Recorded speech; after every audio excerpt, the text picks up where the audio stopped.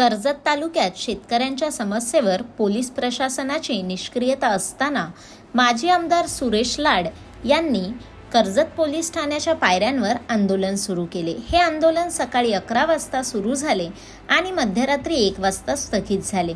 उपविभागीय महसूल अधिकारी प्रकाश सकपाळ यांच्याकडून लेखी निवेदन मिळालं। आंदोलनात सुरेश लाड यांनी पळसदरी येथील शेतकऱ्यांच्या जमिनीवरील अतिक्रमणाबाबत आणि कल्पतरू बिल्डरकडून होत असलेल्या घुसखोरीवर तीव्र आक्षेप घेतले। यामध्ये अपंग शेतकऱ्यांवरील अन्याय आणि मोजणी प्रक्रिया थांबवण्याच्या मागणीसह लाड यांनी पोलीस निरीक्षक सुरेंद्र गरड यांच्या कारभारावर टीका केली। सुरेश लाड यांनी तालुक्यातील भात खरेदी प्रक्रियेत आदिवासी शेतकऱ्यांची लूट, मुस्लिम कब्रस्तानात पुरलेला मृतदेह आणि इतर पोलीस प्रकरणांवरही लक्ष वेधले।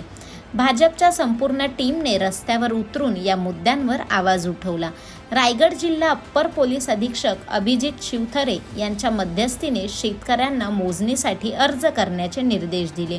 मोजणी पूर्ण होईपर्यंत कल्पतरू कंपनीला शेतकऱ्यांच्या जमिनीवर बांधकाम थांबवण्याचे आदेश देण्यात आले। रात्री उशिरा सुरेश लाड यांनी उपोषण सोडले। पांडुरंग शिर्के वर्णे या माझ्या सहकार्याच्या आणि तालुक्यातल्या शेतकऱ्याच्या जमिनीमध्ये कल्पतरू या बांधकाम कंपनीनं बळजबरीनं त्याच्या जागेमध्ये बांधकाम करण्याच्या प्रकरणाला आक्षेप घेऊन पांडुरंग शिर्केच्या कुटुंबामध्ये त्याच्या पुतणीचा साखरपुडा होता। त्याची सांगण्याची काकुळतीला येऊन परिस्थिती त्यातनं माझं मन हेलावून गेलं होतं। पोलीस अधिकारी यांच्याशी स्पष्टपणे बोललो, परंतु त्याने सांगितलं की बांधकामाला मी थांबवू शकत नाही, बांधकाम होऊ दे, तुमची मोजणी होईल तेव्हा तुम्ही ठरवा काय करायचं ते।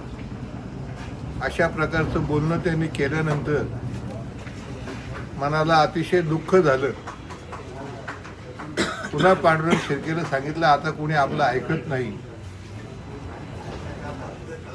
आपण कालबाह्य नोट 2000ची झालेलं आहोत, याची जाणीव मी मला करून घेतली, त्यालाही करून दिली। टाकव्याला उत्तर कार्यालयाला जात असताना त्या ठिकाणी पुन्हा त्याला धमकावण्याची एक धामणसे नावाच्या इसमाची जी क्लिप आली आणि त्याला पुन्हा वाईट प्रकारे शिवीगाळी करून